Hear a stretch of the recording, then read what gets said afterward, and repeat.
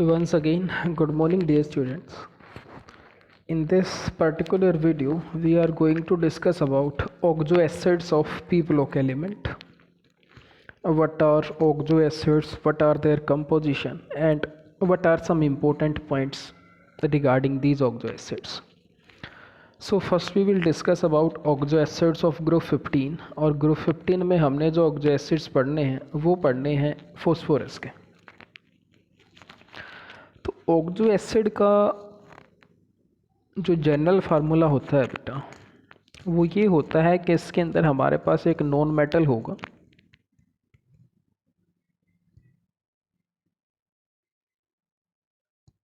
Just a minute.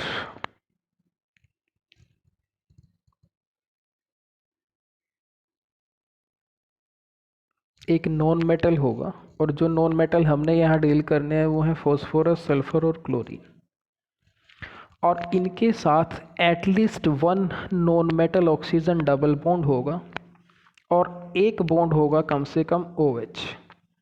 ये general condition है किसी भी ऑक्सो एसिड के लिए कि ऑक्सो एसिड्स में ये कंडीशन होगी ही होगी बेटा। ध्यान से सुनिएगा, एक नॉन मेटल होगा जिसके साथ एक डबल बॉन्ड होगा, कम से कम एक होना ज़रूरी है, और एक कम से कम OH बॉन्ड होगा। लेकिन ये जो कंडीशन है इस ऑक्सो एसिड पे अप्लाई नहीं होती है HOX, जिसको हम कहते हैं हाइपोहेलस एसिड। इसको हम पढ़ेंगे 17th ग्रुप में। तो बाकी ऑक्सो एसिड्स पे ये कंडीशन बिल्कुल होल्ड करेगी। तो इस चीज़ को ध्यान से समझिएगा कि ये है क्या।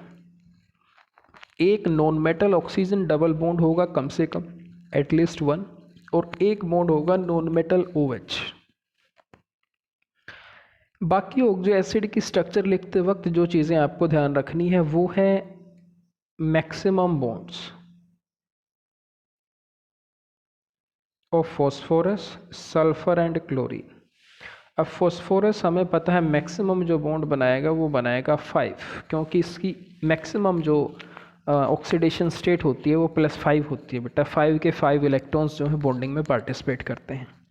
सल्फर में मैक्सिमम बॉन्ड बनेंगे 6 और क्लोरीन में मैक्सिमम बॉन्ड बनेंगे 7। तो ऑक्सो एसिड्स की स्ट्रक्चर बनाते वक्त ये 2-3 बातें हैं जो आप ध्यान रखोगे। सबसे पहली बात है ये कि उनके अंदर कम से कम एक नॉन मेटल ऑक्सीजन बॉन्ड होगा और एक नॉन मेटल OH बॉन्ड होगा। और इसके अलावा जो बाकी हमारे पास स्ट्रक्चर दी जाएगी तो उन बॉन्ड्स को बनाते वक्त हमें ये चीज़ ध्यान रखनी है कि जो बॉन्ड होंगे वो इसके कॉरस्पॉन्डिंग होने चाहिए कि फॉस्फोरस जो है वो 5 से ज़्यादा बॉन्ड ना बनाए, सल्फ़र 6 से ज़्यादा ना बनाए और क्लोरीन जो है वो 7 से ज़्यादा बॉन्ड ना बनाए। अपार्ट फ्रॉम दिस, इस चीज़ को ध्यान से सुनिएगा जो मैं बोल रहा हूँ, ये सिर्फ फॉस्फोरस के ऑक्सो एसिड में है। फॉस्फोरस के जो ऑक्सो एसिड्स होते हैं उनके अंदर इनके अलावा या तो फॉस्फोरस हाइड्रोजन बॉन्ड होगा या फॉस्फोरस फॉस्फोरस बॉन्ड होगा। ध्यान से सुनिएगा इस चीज़ को। बट ये दोनों किसी भी ऑक्सो एसिड में एक साथ कंडीशन नहीं होंगे बेटा। मीन्स कोई ऑक्सो एसिड आपको ऐसा नहीं मिलेगा जिसमें PH बॉन्ड भी हो और PP बॉन्ड भी हो। इन दोनों में से कोई एक बॉन्ड होगा बेटा, या PH होगा या PP बॉन्ड होगा। तो चलिए इन सारी चीज़ों को जनरलाइज करते हुए हम स्ट्रक्चर्स पे आते हैं। फर्स्ट स्ट्रक्चर है H3PO2, जिसको हम कहते हैं हाइपोफॉस्फोरस एसिड। ऑक्सीडेशन स्टेट आप निकाल सकते हो +1 आएगी, and this is a monobasic acid. Basicity of acid आपको पता है कैसे निकाली जाती है। बेसिसिटी होता है नंबर ऑफ रिप्लेसेबल प्रोटॉन्स, जो प्रोटॉन हम रिप्लेस कर सकें, और इसमें सिर्फ एक ही प्रोटॉन है जो बाहर जा सकता है, वो है जो ऑक्सीजन से अटैच है। यही जो है आपका H पॉजिटिव की फॉर्म में बाहर जाएगा बेटा, ध्यान रखिएगा। तो जब भी बेसिसिटी की बात होगी तो आपने उसमें ये देखना है कितने OH ग्रुप जुड़े हुए हैं। चलिए स्ट्रक्चर आप बड़ी आसानी से बना सकते हो इस डेफिनेशन को ध्यान रखते हुए। तो सेंट्रल एटम फॉस्फोरस है, एक डबल बॉन्ड होना चाहिए जो इसमें है और एक OH बॉन्ड होना चाहिए। अब इसको छोड़ के इसमें बाकी क्या बचा देखो बेटा। फॉस्फोरस ऑक्सीजन हो चुका है, OH हो चुका है, मीन्स दोनों ऑक्सीजन यूज हो चुकी हैं, एक हाइड्रोजन यूज हो चुका है और फॉस्फोरस यूज हो चुका है। तो 2 हाइड्रोजन बचती हैं बेटा ऐड करनी। अब फोस्फोरस हमें पता है 5 बॉन्ड बनाता है, तो 2 इलेक्ट्रॉन ऊपर यूज़ हुए हैं, 3 इलेक्ट्रॉन यहाँ यूज़ हो गए, तो 2 इलेक्ट्रॉन इसके पास अभी बचे हुए हैं। और हाइड्रोजन हमें पता है अपना डुप्लेट कंप्लीट करता है, और डुप्लेट कंप्लीट करने के लिए हाइड्रोजन हमेशा एक ही बॉन्ड बनाएगा, तो एक हाइड्रोजन यहाँ जुड़ेगी और एक हाइड्रोजन यहाँ जुड़ेगी, तो स्ट्रक्चर आएगी ये जो यहाँ बनी हुई है। सेकेंड इज ऑर्थोफॉस्फोरस एसिड, जिसको H3PO3 कहा गया है। Again this is dibasic +3 oxidation state है। सिमिलर टू दिस स्ट्रक्चर आएगी, आप इस चीज़ को ध्यान रखिएगा। जो चीज़ मैंने बोली है इसको ध्यान में रखते हुए ये आप सारी स्ट्रक्चर्स एक बार बना के देखना। नेक्स्ट H3PO3, जिसको हम ऑर्थोफॉस्फोरिक एसिड कहते हैं, +5 ऑक्सीडेशन स्टेट आएगी एंड दिस इज ट्राइबेसिक, क्योंकि इसके अंदर 3 OH ग्रुप हैं। Next H4P2O5 pyrophosphorous acid. Now इस चीज़ को देखो ध्यान से बेटा, इसमें 2 फॉस्फोरस हैं। अब जो चीज़ हमने बोली थी उस पर फोकस कीजिएगा आप। इन बॉन्ड्स को छोड़ के या तो यहाँ पे फॉस्फोरस फॉस्फोरस बॉन्ड होगा या फॉस्फोरस हाइड्रोजन बॉन्ड होगा, दोनों बॉन्ड एक साथ नहीं आएंगे। तो इसमें देखो फॉस्फोरस हाइड्रोजन बॉन्ड आया है, तो इसमें कहीं भी फॉस्फोरस फॉस्फोरस का बॉन्ड नहीं होगा। बाकी आपको वही इनकी वैलेंसीज ध्यान रखनी है। तो इस फॉस्फोरस पे एक ऑक्सीजन डबल बॉन्ड, एक OH, सिमिलरली इस पे भी। बाकी जो आपके पास बचेंगे 2 हाइड्रोजन बचेंगे और एक ऑक्सीजन बचेगी, वो बीच में इंसर्ट होगी और ऐसे हाइड्रोजन आएंगे। Just remind valencies of central atom phosphorus during writing oxoacid structure. H4P2O6। अब इसमें देखो यहाँ फॉस्फोरस फॉस्फोरस का बॉन्ड आया है बेटा, अब इसमें pH बॉन्ड नहीं होगा, इसका मतलब ऑक्सीडेशन स्टेट यहाँ +4 है, यहाँ +3 है, ये डाइबेसिक था क्योंकि 2 OH ग्रुप हैं इसके अंदर। नेक्स्ट में 4 OH हैं, तो ये टेट्राबेसिक हो जाएगा। H4P2O7 pyrophosphoric acid, +5 oxidation state आएगी, टेट्राबेसिक आएगा। अब यहाँ भी देखो ध्यान से, यहाँ pH बॉन्ड नहीं है, PP बॉन्ड भी नहीं है, तो ऑक्सीजन बीच में इंसर्ट हुई है बेटा, इसमें POP बॉन्ड बना है बेसिकली यहाँ पे ना। HPO3N, इसको ध्यान से सुनिएगा, this is known as polymetaphosphoric acid. जब भी किसी वर्ड के आगे पोली लग जाए ना, पोली का मतलब होता है मैनी, तो इसका मतलब ये है कि इसमें एक जैसी काफ़ी सारी स्ट्रक्चर एक साथ लिखी जाती हैं। तो इस पर्टिकुलर केस में यदि आप ध्यान से देखोगे तो HPO3N की जगह बेसिकली हमने 2 लिखा है बेटा, 2 फॉस्फोरस दिखाए हैं हमने इसमें, तो स्ट्रक्चर वैसे ही बनेंगी। और ये जो लाइन छोड़ी गई है इनका मतलब ये है कि ये स्ट्रक्चर यहाँ पे रुकी नहीं है, ये जो स्ट्रक्चर है वो आगे की तरफ कंटिन्यू चली हुई है, सिर्फ हमने इसको 2 के फॉर्म में दिखाया है यहाँ पे। इसकी जो बेसिसिटी होती है वो होती है पॉलीबेसिक। पॉलीबेसिक मीन्स इसमें एक से ज़्यादा OH रहेंगे हमेशा। और लास्ट जो स्ट्रक्चर है हमारे पास दैट इज़ HPO3 थ्राइस, जिसको कहा जाता है साइक्लोट्राईमेटाफॉस्फोरिक एसिड। अगेन ये साइक्लिक कंपाउंड होगा, और मेटाफॉस्फोरिक एसिड हमें पता है HPO3N था, तो ट्राइमर है तो N की जगह 3 आ जाएगा, स्ट्रक्चर बनेगी ये। इसमें बेसिसिटी आएगी 3 क्योंकि 3 OH ग्रुप हैं इसके अंदर, ऑक्सीडेशन स्टेट आएगी +5। In all oxo acids hybridisation of phosphorus is sp3। सारे के सारे हाइब्रिडाइजेशन यदि आप निकालोगे ऑक्सो एसिड में फॉस्फोरस की तो वो sp3 आएगी बेटा, आप कैलकुलेट कर लेना। फॉर एग्जांपल यदि हम इसकी कैलकुलेट करते हैं तो हाइब्रिडाइजेशन निकालने का हमने एक फार्मूला पढ़ा है, sigma bond plus lone pair. तो सिग्मा बॉन्ड कितने हैं देखो, एक सिग्मा ये है, 2 3, और पाई बॉन्ड में हमें पता है एक सिग्मा होता है और एक पाई होता है, तो लोन पेयर यहाँ कोई है नहीं, तो 4 + 0 यदि आप करोगे तो 4 आएगा, और 4 पे जो हाइब्रिडाइजेशन होती है वो होती है sp3। ये आप 11th क्लास में पढ़ के आए हो। नेक्स्ट ये जो लिखा हुआ है बेटा second point, this is very very important, इसको ध्यान रखिएगा आप। ऑक्सो एसिड्स इन +3 oxidation state shows disproportionation reaction. Disproportionation reaction हमने रिडॉक्स में पढ़ा था लास्ट ईयर, और ये वो रिएक्शंस होती हैं जिनमें एक ही सब्सटेंस का ऑक्सीडेशन भी होता है और उसका रिडक्शन भी होता है।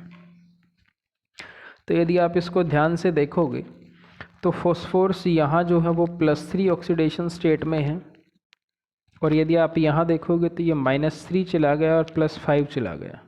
तो +3 to -3 ये डिक्रीज़ हुआ है, तो ये रिडक्शन होगा, और +3 to +5 ये आपका ऑक्सीडेशन हो जाएगा। और दोनों चीज़ें यहाँ हुई है तो ये क्या होगा, डिस्प्रोपोर्शनेशन।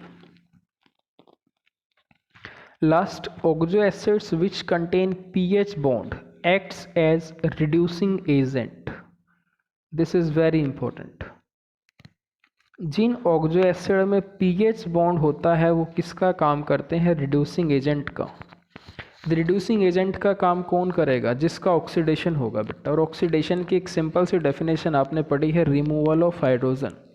तो यहाँ से ये जो हाइड्रोजन है वो बाहर जा सकती है, और हाइड्रोजन जब बाहर जाएगी तो प्रोसेस होगी ऑक्सीडेशन, और जो ऑक्सीडेशन का काम करेंगे या जिनका ऑक्सीडेशन होता है वो किसका काम करते हैं, रिड्यूसिंग एजेंट का। So this is all about oxo acids of phosphorus. दोबारा से एक बार इसका जो मेन पॉइंट था मैं आपको हाईलाइट कर देता हूँ। इन ऑक्सो एसिड्स के अंदर कम से कम एक फॉस्फोरस ऑक्सीजन डबल बॉन्ड होगा और एक होता है phosphorus OH bond. Apart from this, tetravalency या इनकी वैलेंसीज़ को पूरा करने के लिए जो बॉन्ड बनाए जाते हैं उनमें PP बॉन्ड बन सकता है, PH बॉन्ड बन सकता है, और कुछ केसेस में हमने देखा था POP बॉन्ड भी बना था। बट ये कंफर्म है कि यदि PP और PH बॉन्ड बनेगा तो इन दोनों में से कोई एक ही बॉन्ड बनेगा बेटा, ये दोनों कभी भी एक साथ नहीं बनेंगे किसी भी स्ट्रक्चर में। तो इस चीज़ को ध्यान से समझिएगा आप, और इन सारी चीज़ों को ध्यान में रखते हुए इन ऑक्सो एसिड्स की स्ट्रक्चर को एक बार ड्रा करके देखिएगा। Next, oxo acids of group 16 sulphur के ऑक्सो एसिड हैं जो हमने पढ़ने हैं। सिमिलरली सल्फ़र के ऑक्सो एसिड्स में भी ये चीज़ कॉमन है जो हमने अभी पढ़ी थी कि यहाँ एक सल्फ़र होगा, कम से कम एक डबल बॉन्ड होगा और कम से कम एक OH बॉन्ड होगा। बट यहाँ पे वो बॉन्डिंग नहीं होगी जो पीछे थी बेटा, सल्फ़र H बॉन्ड नहीं बनेंगे यहाँ पे। हाँ, लेकिन सल्फ़र सल्फ़र बॉन्ड बनेगा बेटा। तो सेम चीज़ है, बेसिसिटी यहाँ भी आप वैसे ही पता करोगे जैसे पीछे की थी। नंबर ऑफ OH ग्रुप जितने होंगे वो उतनी उसकी बेसिसिटी हो जाएगी। तो सबसे पहला है H2SO3 जिसको कहा जाता है सल्फ्यूरस एसिड, +4 ऑक्सीडेशन स्टेट आएगी, डाई बेसिक है। और ऊपर आप ध्यान से देखोगे तो इसने 4 बॉन्ड बनाए हैं, एक लोन पेयर है इसके ऊपर। Next is H2SO4 sulphuric acid. Sulphuric acid में क्या है, जो लोन पेयर था वो डबल बॉन्ड ऑक्सीजन में चेंज हो जाता है बेटा। ध्यान से देखो, यहाँ जो ये लोन पेयर था इसकी जगह यहाँ डबल बॉन्ड ऑक्सीजन आ जाएगा। और सल्फ्यूरिक एसिड के जैसा ही एक और होता है जिसको कहा जाता है थायोसल्फ्यूरिक एसिड, जिसका फार्मूला होता है H2S2O3। इस चीज़ को ध्यान से सुनिएगा, यदि सल्फ्यूरिक एसिड में से हम एक ऑक्सीजन को रिप्लेस कर दें सल्फ़र से तो हमारे पास जो स्ट्रक्चर आती है वो आती है थायोसल्फ्यूरिक एसिड की। मीन्स हमने यहाँ से एक ऑक्सीजन को कम किया और उसकी जगह क्या ऐड कर दिया, सल्फ़र। तो फार्मूला क्या आएगा, H2S2O3। सेम काम आप स्ट्रक्चर में करो, किसी भी एक डबल बॉन्ड ऑक्सीजन को हटाओ, उसकी जगह सल्फ़र लगाओ, स्ट्रक्चर आ जाएगी सेम। हाँ, बट इसकी ऑक्सीडेशन स्टेट ध्यान रखना बेटा, ये +2 हो जाती है। यदि आप निकालोगे सल्फ़र की हमें निकालनी है तो ये हो जाएगा 2x। 3 ऑक्सीजन है, ऑक्सीजन पे चार्ज हमें पता है -2 होता है तो -6 आ जाएगा, और 2 हाइड्रोजन है तो +2 0 के बराबर आएगा। तो 2x comes out to be 4 and x comes out to be 2। चलिए, H2SO5 peroxy monosulphuric acid. This is very very important. यहाँ मैं एक चीज़ अंडरलाइन कर देता हूँ, आप ध्यान रखिएगा उसको। परऑक्साइड लिंकेज, ये भी आपने पढ़ा था, लास्ट ईयर ही पढ़ा था हमने इसको रेडॉक्स रिएक्शंस के अंदर। ये देखा था कि यदि कभी किसी सेंट्रल एटम का ऑक्सीडेशन नंबर उसके वैलेंस इलेक्ट्रॉन से ज़्यादा आता था तो फिर हमें उसकी स्ट्रक्चर को कंसीडर करना पड़ता था, और उस स्ट्रक्चर में यूजुअली कौन सा बॉन्ड मिलता था? Peroxide bond. परऑक्साइड कहा जाता है O2 को। तो यदि आप डायरेक्ट यहाँ सल्फ़र का ऑक्सीडेशन नंबर निकालोगे जैसा हम निकालते आए हैं तो क्या आएगा? देखो, x + 5 × -2 + 2 = 0, तो यहाँ से आएगा 8। लेकिन सल्फ़र के पास वैलेंस इलेक्ट्रॉन कितने होते हैं? 6। तो मैक्सिमम कोऑर्डिनेशन नंबर जो इसका आ सकता है ऑक्सीडेशन नंबर, वो आना चाहिए 6। तो उस चीज़ को एक्सप्लेन करने के लिए फिर हमें स्ट्रक्चर पे जाना पड़ेगा, और स्ट्रक्चर इसकी होती है ये बेटा जो बनी हुई है। इस लिंकेज को देखो ध्यान से, oxygen single bond oxygen means this is a peroxide linkage, और इसी एसिड को, इसी वजह से इसका नाम है परऑक्सी मोनोसल्फ्यूरिक एसिड। जिसमें भी पर मिल जाए इसका मतलब है वहाँ परऑक्साइड लिंकेज होता है, परऑक्सी मोनोसल्फ्यूरिक एसिड। और इसी एसिड का एक स्टैंडर्ड नेम है जिसको हम कहते हैं कारोज एसिड। तो ये याद रखिएगा बेटा, कारोज एसिड या परऑक्सी मोनोसल्फ्यूरिक एसिड, इनके अंदर परऑक्साइड लिंकेज होता है और ऑक्सीडेशन नंबर होगा +6। और क्योंकि 2 OH ग्रुप हैं, एक ये है और एक ये है, इस वजह से इसकी बेसिसिटी आएगी 2। Next H2StuO4, this is known as dithionous acid और हाइपोसल्फ्यूरस एसिड। स्ट्रक्चर बनेगी ये, सल्फर सल्फर बॉन्ड आएगा इसके अंदर, +3 रहेगा, डाई बेसिक रहेगा। H2SO5 पायरोसल्फ्यूरस acid. अब यदि आप ध्यान से देखोगे तो इस सल्फ़र ने जो बॉन्ड बनाए हैं वो बनाए हैं 4, तो एक लोन पेयर यहाँ होगा और एक लोन पेयर यहाँ होगा। अब एक ऑक्सीजन ऐड हुई है तो इसका मतलब क्या है कि एक सल्फ़र के 6 के 6 बॉन्ड पूरे होंगे, दूसरे पे लोन पेयर बचेगा बेटा, +4 हो जाएगा, अगेन डाई बेसिक हो जाएगा। H2S2O6, दोनों सल्फ़र के बॉन्ड आप पूरे कर दो। देखो ध्यान से, H2SO4 में क्या था? ना तो ये बॉन्ड था ना ये बॉन्ड था। H2SO5 में ये बॉन्ड आया, यहाँ लोन पेयर था, और H2S2O6 में ये बॉन्ड भी आ गया। अब यदि हमें H2S2O7 बनाना है, दिस इज़ वेरी इंपॉर्टेंट, इसको कहा जाता है पायरोसल्फ्यूरिक एसिड, और इसी को हम कहते हैं ओलियम, और इसी को कहा जाता है फ्यूमिंग सल्फ्यूरिक एसिड। और इसको मैं बता दूं, ये सल्फोनेशन में काम आता है, ऑर्गेनिक में पढ़ते हैं इसको हम, ध्यान रखिएगा आप। यदि सल्फोनेशन आपको करानी है तो उस पर्टिकुलर केस में ओलियम का यूज़ किया जाता है या फ्यूमिंग सल्फ्यूरिक एसिड का यूज़ करते हैं। अब देखो, दोनों सल्फर्स के जो बॉन्ड थे वो पूरे हो चुके हैं बेटा। हम क्या करते हैं, इस ऑक्सीजन को यहाँ इंसर्ट कर देते हैं बीच में सल्फर सल्फर के। H2S2O7 peroxy di sulphuric acid, peroxy आया है तो इसका मतलब है कि इसमें भी परऑक्साइड लिंकेज होगा, तो परऑक्साइड लिंकेज बनेगा ये oxygen single bond oxygen. Oxidation state रहेगी +6, डाई बेसिक रहेगा। तो इस particular oxo acids of sulphur के अंदर 2 ऑक्सो एसिड ऐसे हैं जिनमें परऑक्साइड बॉन्ड बनता है बेटा। एक है आपका H2SO5 जिसको हमने परऑक्सी मोनोसल्फ्यूरिक एसिड कहा था, और इसका एक और नाम था जिसको कारोज एसिड बोला था। सेकंड है H2S2O8 जिसका नाम है परऑक्सी डाई सल्फ्यूरिक एसिड, और इसी को मार्शल्स एसिड भी कहा जाता है। दोनों के अंदर परऑक्साइड लिंकेज आएगा, ऑक्सीडेशन स्टेट +6 होती है, और दोनों ही डाई बेसिक होते हैं। तो इन स्ट्रक्चर्स को एक बार आप देखिएगा बना के ध्यान से, कंसेप्ट एक बार आप क्लियर कर लीजिए दिमाग में कि हमने इसमें करना क्या है। और वो चीज़ सिर्फ ये है कि इनके अंदर एक non metal oxygen double bond आएगा कम से कम एक, और एक आएगा non metal OH bond. Second, क्योंकि यहाँ पे सल्फ़र हाइड्रोजन का कोई बॉन्ड नहीं बनता है, तो इसका मतलब ये है कि बेटा जितने H होंगे उतने ही OH बॉन्ड बनेंगे। ये चीज़ आप ध्यान से देख सकते हो सारे केसेस में। 2H थे तो 2H बॉन्ड बने हैं, 2 थे तो यहाँ भी 2 बने हैं, यहाँ 2 थे तो यहाँ 2H बॉन्ड बने हैं, यहाँ भी 2 थे तो यहाँ भी 2H बॉन्ड बने हैं, यहाँ 2 थे यहाँ भी 2H बॉन्ड बने हैं। बाकी जो आपने ध्यान रखनी है वो याद रखनी है वैलेंसी ऑफ सल्फ़र कि ये 6 बॉन्ड तक बना सकता है मैक्सिमम।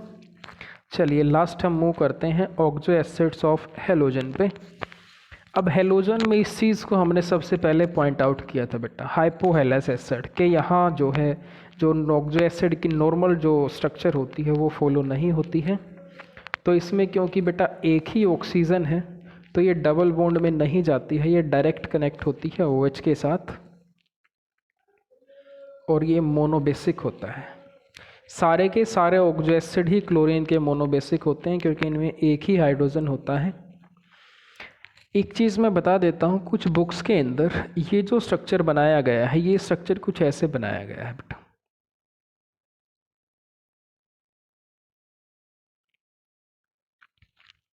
जस्ट लाइक वाटर, जैसे वाटर का होता है। बट इसका मतलब ये नहीं है कि इसमें सेंट्रल एटम ऑक्सीजन होगा। सेंट्रल एटम इसमें क्लोरीन ही है और इसको आप ऐसे भी बना सकते हो और ऐसे भी बना सकते हो, वो सिर्फ रिप्रेजेंटेशन अलग है इस वजह से। बट जो सेंट्रल एटम होगा वो क्लोरीन ही होगा दोनों केसेस के अंदर।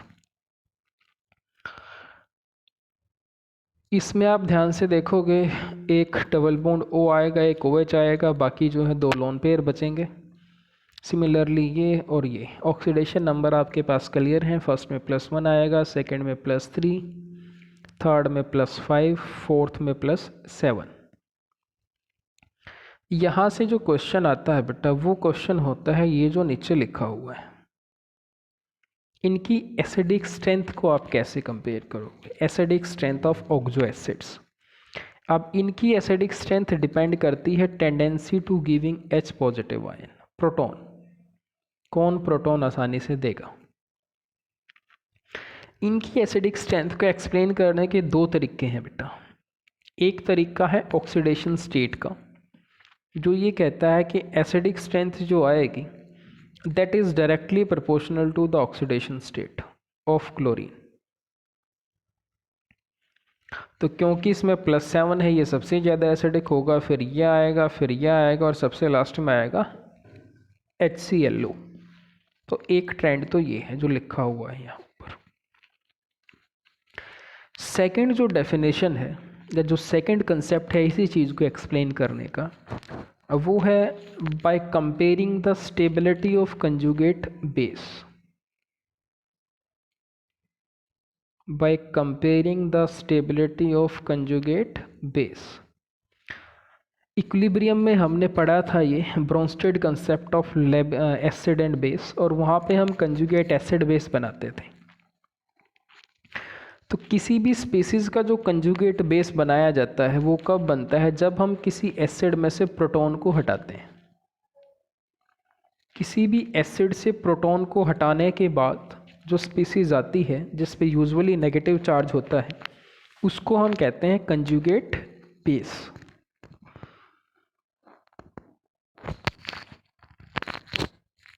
जितनी ज़्यादा स्टेबिलिटी होती है कंजुगेट बेस की उतनी ही ज़्यादा एसिडिक स्ट्रेंथ होती है।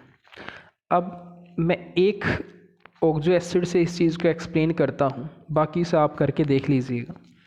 जैसे मान लीजिए मैं इस पर क्लोरिक एसिड का कंजुगेट बेस बनाऊँ बेटा, तो कंजुगेट बेस क्या बनेगा, देखो यहाँ से हाइड्रोजन बाहर जाएगा, ऑक्सीजन पे आएगा नेगेटिव चार्ज, तो स्ट्रक्चर जो मेरे पास आएगी वो आएगी बेटा ये, ऑक्सीजन पे माइनस चार्ज आएगा और 3 आएंगे डबल बॉन्ड्स क्लोरीन से अटैच हुए।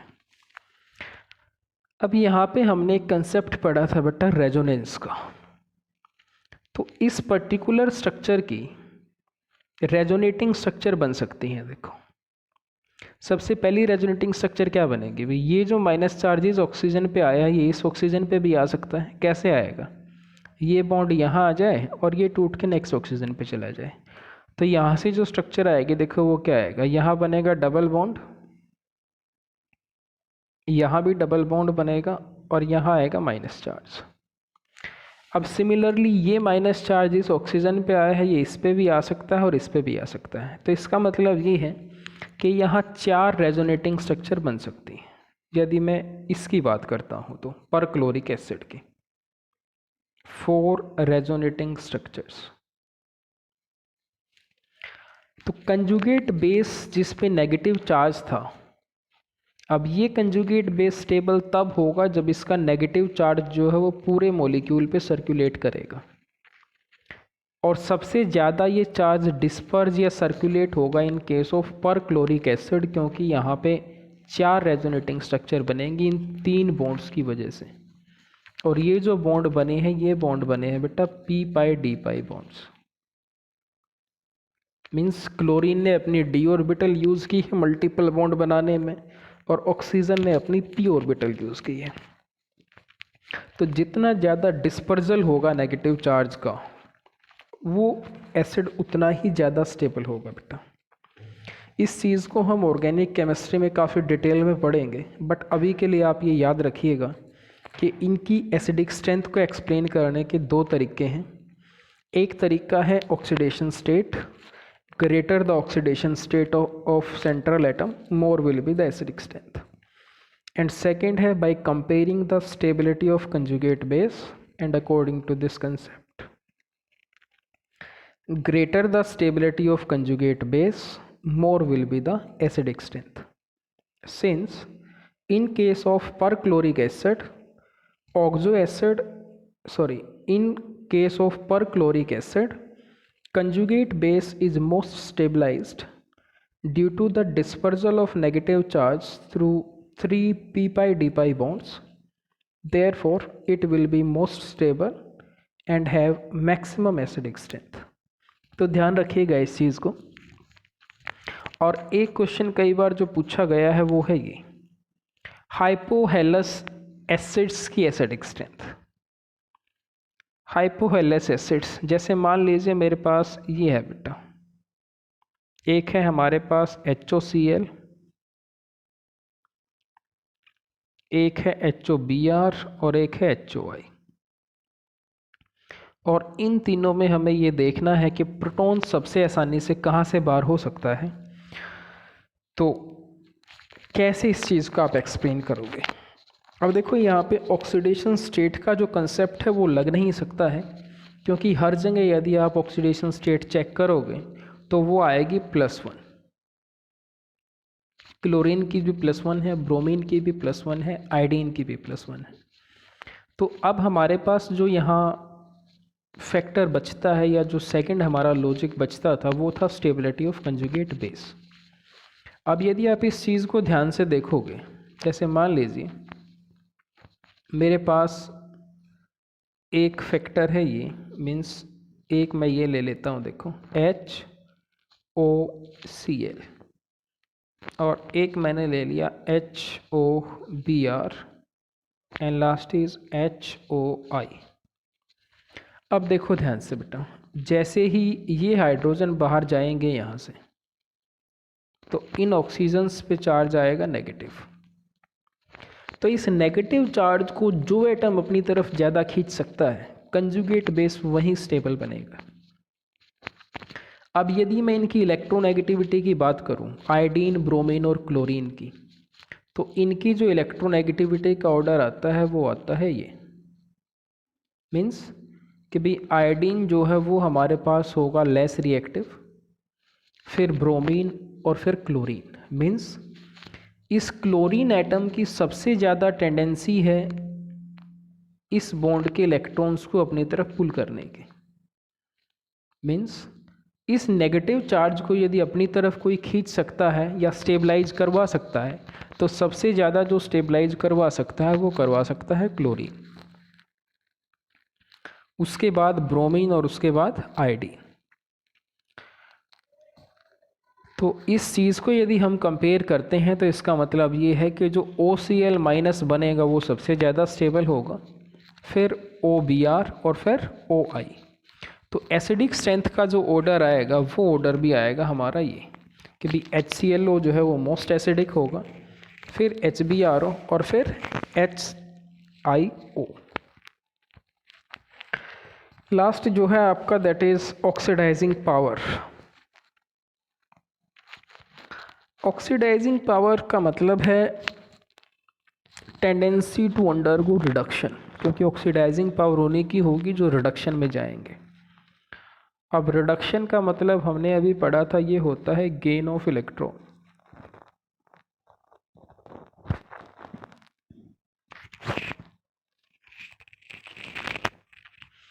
तो आप फर्स्ट केस में देखो बेटा ध्यान से, HOCl, यहाँ क्लोरीन है +1 ऑक्सीडेशन स्टेट में, सेकंड है +3, थर्ड है +5 और साथ है +7 लास्ट।